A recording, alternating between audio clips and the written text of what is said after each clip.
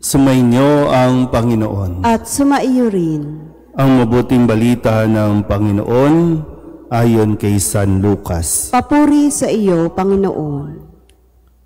Noong panahong iyon, sinabi ng Panginoon, ipalagay natin kayo'y may aliping nag-aararo o nagpapastol kaya ng tupa.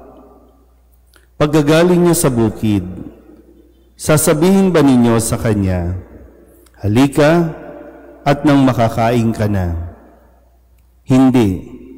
Sa halip ay ganito ang sinasabi ninyo, ipaghanda mo ako ng hapunan, magbihis ka at silbihan mo ako habang ako'y kumakain. Kumain ka pagkakain ko. Pinasasalamatan ba ang alipin dahil sa ginawa niya ang iniuutos sa kanya? Gayon din naman kayo. Kapag nagawa na ninyo ang lahat ng iniutos sa inyo, sabihin ninyo, kami mga aliping walang kabuluhan, tumupad lamang kami sa aming tungkulin. Ang mabuting balita ng Panginoon. Pinupuri ka namin, Panginoong Hesukristo. Isang magandang umaga po sa inyong lahat. Ngayon po ay Martes ng ika-32 linggo sa karaniwang panahon at ating pong ginugunita ang kapistahan ni San Martin ng Tours, isang obispo.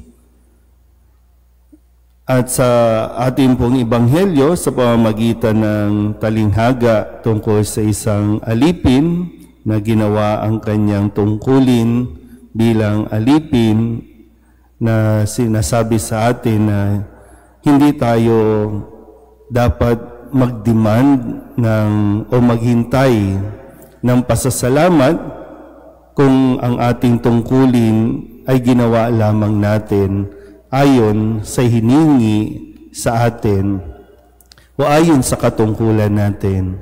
Kaya nga dito sabi, ang kailangan natin ay yung pagpapakumbaba na tumupad lamang tayo sa ating tungkulin.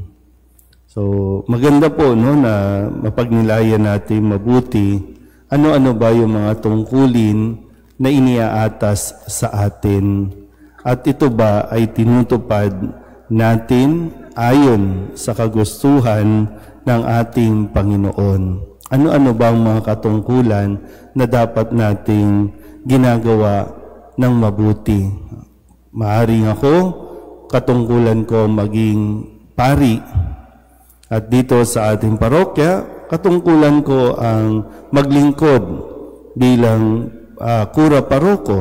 Bahagi dyan, pagsasaayos ng simbahan, pagbibigay ng formation, pagmimisa, pagbibigay ng mga sakramento.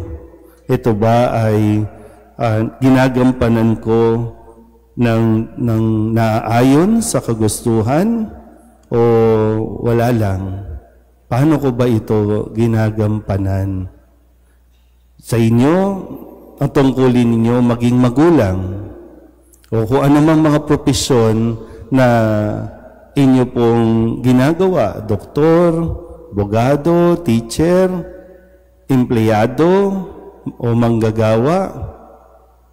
Kasi ngayon, isa sa mga makikita natin, para bang kung ginagawa lamang ng mga tao ang kanilang tungkulin, tinutupad nila ang kanilang mga tungkulin ng tama, marahil wala tayong disgrasya dulot ng mga pagbaha. Marahil may bibigay sa atin yung mga nararapat ng mga serbisyo, mga serbisyong pang-medikal o ospital, mga serbisyong pang-paaralan.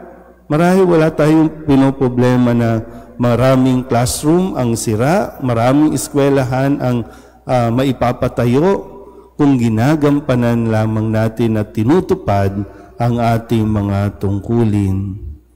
Nga lang ang kadalasan din, hindi na nga natin ginagampanan at tinutupad ang mga ito, nagdidiman pa tayo ng appreciation, nagdidiman pa tayo ng pagkilala o sa kung ano man na para bang binibilang natin at ang bawat kilos natin at gusto natin mayroong recognition.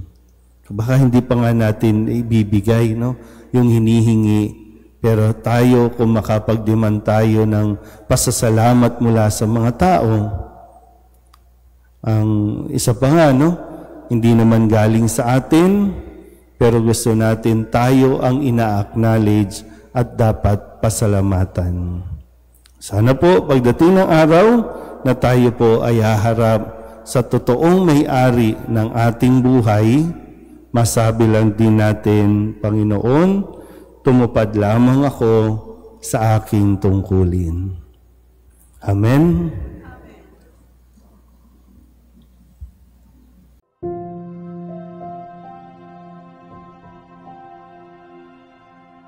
Amen.